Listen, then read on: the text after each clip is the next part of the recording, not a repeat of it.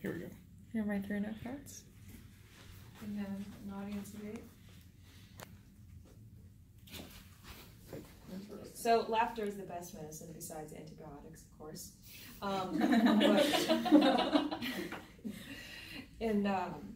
With 40 years of research dedicated to understanding what makes us happy and why, we can learn about the benefits of being happy and just being involved in each other's lives. And specifically, I want to talk about 3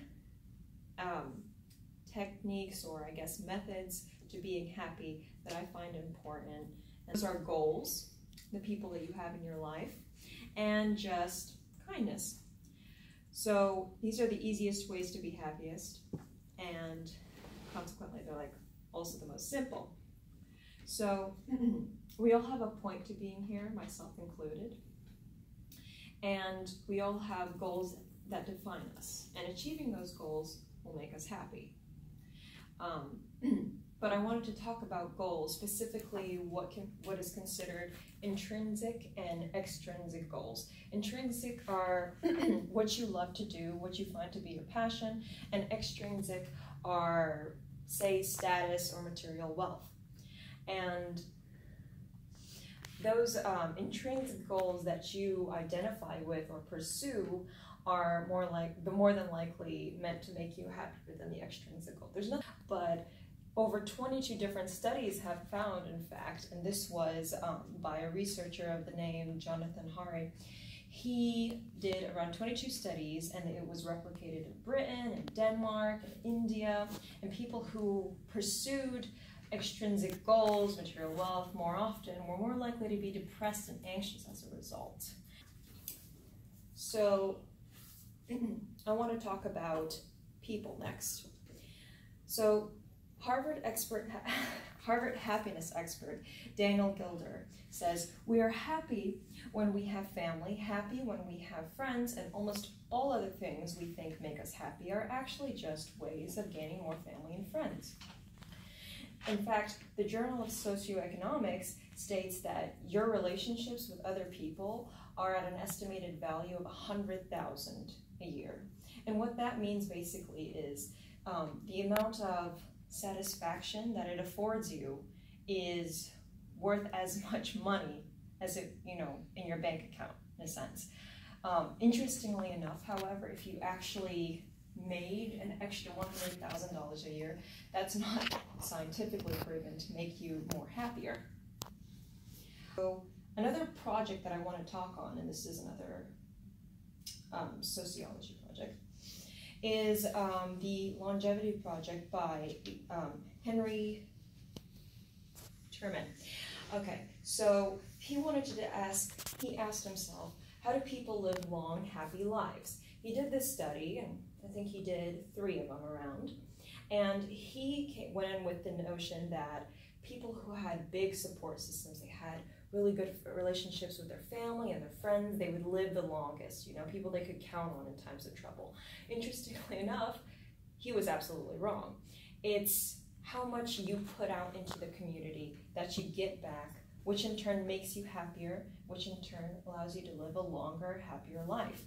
People who were more kind to their neighbors, people who were more active in the community, gave advice, that sort of thing, they tended to live longer. And it's not about, and I actually wanted to use my visual aid here to talk about my family very much, because I want to pass those around. And I wanted to talk about a little thing my dad loved to do. Family has always been important in my family and in my culture.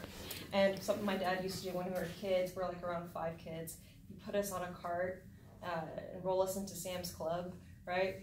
And he'd be like, buy one, get one free. It never got old, except after like the 5th time, and he always did it. So the last thing I want to touch on is kindness. It's the most contagious form of happiness. And what does kind mean? It means to be kind to yourself and also kind to others. For example, you have to be patient with yourself and learn to accept failure and rejection if you hope to be a more developed and happy person in a way. So, to learn from failure. And by that, I mean, of course, accept rejection, accept failure. And a good thing is to meditate. And this was research supported by the National Institute of Mental Health. Meditate. Do things that you care about. Exercise. Even 7 minutes of exercise. I don't know if you guys have heard about the 7-minute exercise program. Do it for 7 minutes. It's scientifically proven to benefit your health. Even if you exercise and you don't actually do any change to your physical body, you feel as though you have. You feel really good about yourself. You think that you look, oh, I look great. Even after 7, you think it's something that'll make you happier and healthier. Stick to your hobbies. And use those hobbies to form connections with other people. Join groups, volunteer, give advice. This is all proven research to help you become a happier, successful person. The last takeaway I want to give you is happiness is not only a result, but a driver. Thank you. Good job. Does your family make you happy? Yes, yeah, they do. I think family is important because, like we said in the research,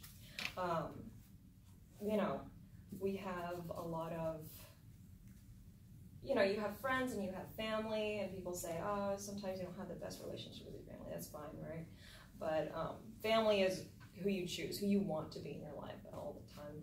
And supporting them and being there for them is sure to encourage you to be a better person.